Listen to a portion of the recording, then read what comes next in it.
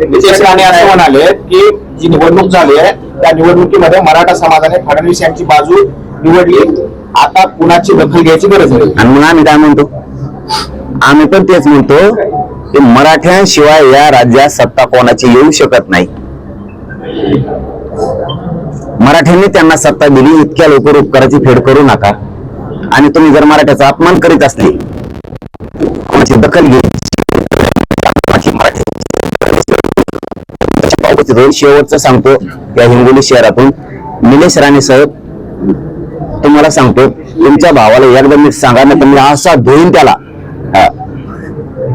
कारण मी दादांमुळे नितेश साहेबांमुळे त्याला बोलत नाही. त्याला आता शेवटचं सांगतो, ते जरा मराठ्याचा अपमान करावा लागला ना, मराठ्याच्या आंदोलनाची दखल फिकल घेत नाही.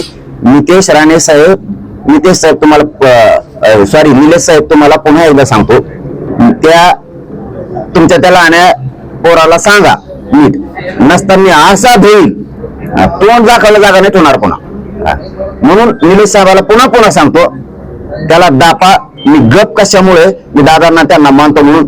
याला इतकं धुईल ना मग तर याला तोंड बाहेर काढायची पंचायत होईल. लास्ट चान्स आता, आणि बोल म्हणा त्याला इथून पुढे. मग अशा पद्धतीने आरक्षण घेण्याचा प्रयत्न करतील तर आम्ही सुद्धा रस्त्यावर उतरू, ओबीसी असं होऊ देणार. तुला काय आलंय दुसरं त्याच्याशिवाय? तू माणसात माणूस ठेवला नाही मराठ्यांचा आणि ओबीसीचा. इतका नीचपणाचा विचार तू पसरवतो राजकीय स्वार्थासाठी. तुला दुसरं येतच काय? गोरगरीब ओबीसी रस्त्यावर उतरायचं, तुला पद मिळवायची.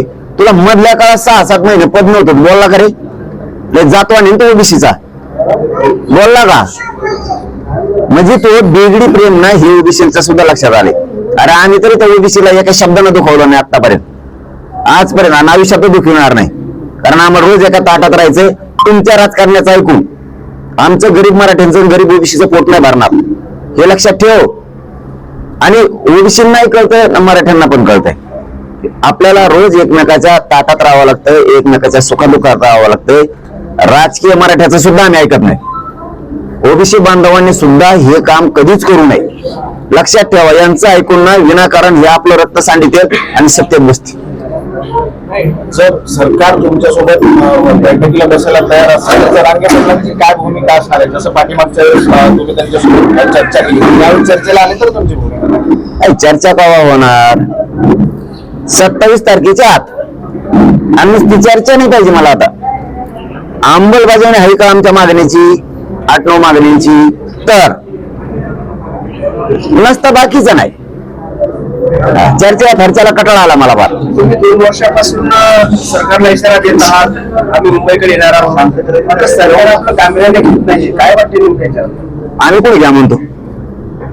आम्ही कुठे घ्या म्हणतो तुम्हाला गांभीर्याने? ते तसले ठरून आंदोलन मी करत नाही, म्हणून तर माझा समाज माझ्या बाजूने आहे. जरी 4-2 जण प्रत्येक जिल्ह्यातले, प्रत्येक तालुक्यातले काही भावी आमदार जरी लांब गेलेले असले तरी माझ्या गरीब मराठ्याला माहिती आहे ना, मी गरिबांसाठी लढतो. आरक्षण मिळवणारे इथं सुटसुटीत कारभार आहे आपला. आपण कधीच मॅनेज आंदोलन करत नाही. सरकारला मी बसतो आता, मग येता का तुम्ही, मग उपोषण सोडता का, असले धंदेच करत नाही आपण. आणि अशा लोकांना कधीच यश येत नाही. लक्षात ठेवा, जो ठरवून करतो, ज्याची स्वतःची जिद्द असती, स्वतःची इच्छाशक्ती असते समाजासाठी लढायची. तुम्हाला हिंगोली शहरापासून इथपर्यंत 1 किलोमीटर यायला जर कोणाची वाट बघावं लागली, गाडीवर नेतो म्हणला तर तुम्ही पोहोचणार नाही. तुमच्यात जर जिद्द असल्याने मी पायी व्हायला तिथं जाईल, तशी जिद्द आहे आपली. तुम्ही या नाही नका, आरक्षणच खेचून आणणार 29 बघा आणतो का? माझा बघितला तरी चालेल त्यांनी अंत, पण माझ्या समाजाचा बघू नये. माझा अंत बघा. मला काय त्रास द्यायचा द्या, माझ्या गरीबाच्या लेकराला त्रास देऊ नका, त्याला आरक्षणापासून वंचित ठेवू नका, त्याची वाटोळ करू नका. तुम्हाला मला फासावर द्यायचं तर द्या, मी 16वर जायला तयार आहे जातीसाठी. मला तुम्हाला जितका त्रास देता येईल तितका द्या, पण माझ्या समाजाच्या लेकरा बाळांनी तुमचं काय केलं? त्यांना त्रास देऊ नका, त्यांना आरक्षण द्या, त्यांना मोठं होऊ द्या. नसता समाजाचा जर संयम ढाळला रे बाबा, कोणाच्याच बापाला मराठी आकडणार नाही तर मुंबईत घुसणार आहेत. आडा फिडीचा तू शेड डोक्याला आणू बी नका, आणि त्या आडायला फिरायला मराठी देत नसतात. आणि तुला काय फोर्स लावायचा तेवढा लाव, बघ मराठीत जातात का नाही फोर्सच्या वरून मुंबई. दादा, मुंबईत शिंदे समितीचे ऑफिस आणि 18 कर्मचारी काढून घेतले आहे अशी माहिती मिळाली, नेमकं तुमचं काय म्हणायचं? कधी काढून घेतले? मागे एक महिन्यापूर्वी काढून घेतले तर 2 ऑफिसचे नाही, शिंदे 73 नंबरचं जे ऑफिस होतं ते काढून घेतलं. त्याला जागा ठेवली मी घेतो. नाही, मी माहिती घेतो, पण हे कधी असू शकतं, शिंदे समितीला मुदत वाढ द्यायच्या अगोदरचं असू शकतं असं मला वाटतं. मुदत वाढ आता दिली 1 महिन्यात. आता त्याला ऑफिस दिलंय की नाही आपल्यापर्यंत तक्रार नाहीये. मी आता आजची आज त्याची माहिती घेऊन त्याला ऑफिस सुद्धा द्यायला लावतो, काम सुद्धा सुरू करायला लावणार. दादा, तुम्ही असं देखील म्हणाले होते की आता जो काही तुम्ही मुंबईच्या दिशेने जाताय त्याच्यामध्ये दंगल घडवण्याचा प्रयत्न होणार आहे. नेमकं काय, कोण दंगल घडवणार आहे, कोणाची? काय असतं बघा, आपण काय बोलतो याच्यावरती चुणूक येते.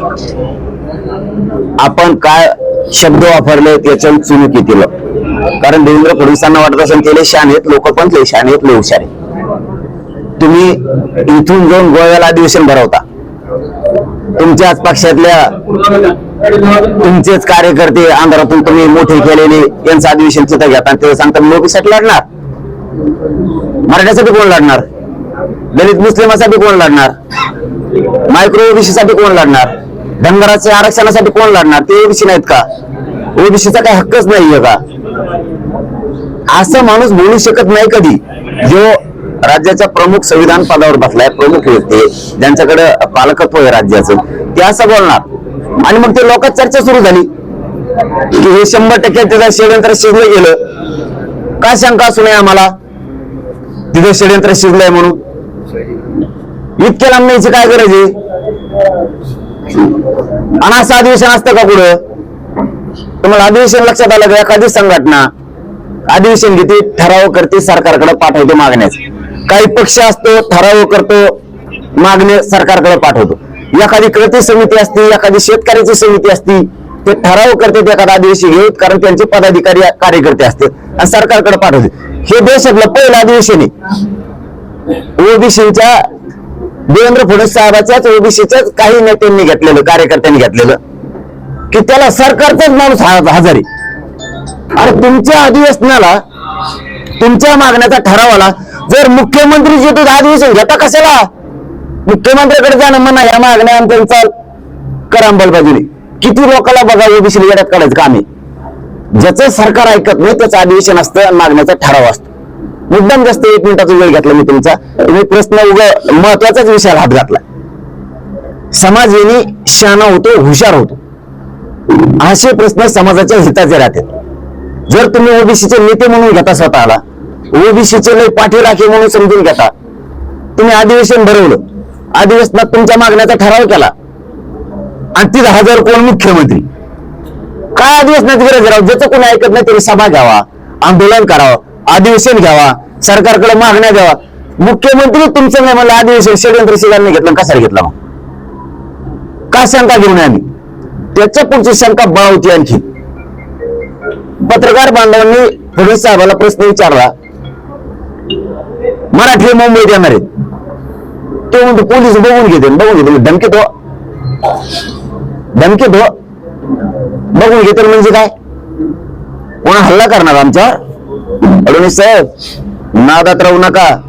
तुम्हाला बहुमत मिळालं, लोकात जर एकदा सटकली ना, बहुमत नसतं, बहुमत नसतं, मराठ्यांनीच बहुमत दिलं, इतके लोक करायचे फेड करू नका. मराठ्याशिवाय सत्तेवर नाही येऊ शकत या राज्यात कोणी. तुम्ही चुकीचं काम करायला लागलात, लक्षात ठेवा. एकेरी पोरा जर काठी लागली ना एका, तर राज्यातला तुमचा आमदार मंत्र्याचं फिरणं बंद आणि तुम्हाला महाराष्ट्र कायम बंद आणि तुमचं राजकीय करिअर जर नाही खलास झालं, नाव बदलून ठेवा ते मराठी. आयुष्यातून तुम्हाला उठवते राजकीय करिअर मधून मराठी. आणि तुमच्यामुळे मोदी साहेब सरकारला सुद्धा डाग लावणार. फक्त तुम्ही एकाही पोराला डोचून दाखवा, मोदी साहेब सरकार सुद्धा देवेंद्र फडणवीस साहेबांमुळे गोत्यात आलं म्हणून समजा. आणि आम्हाला बे मराठी म्हणते, ध्यानात ठेवा तुम्ही.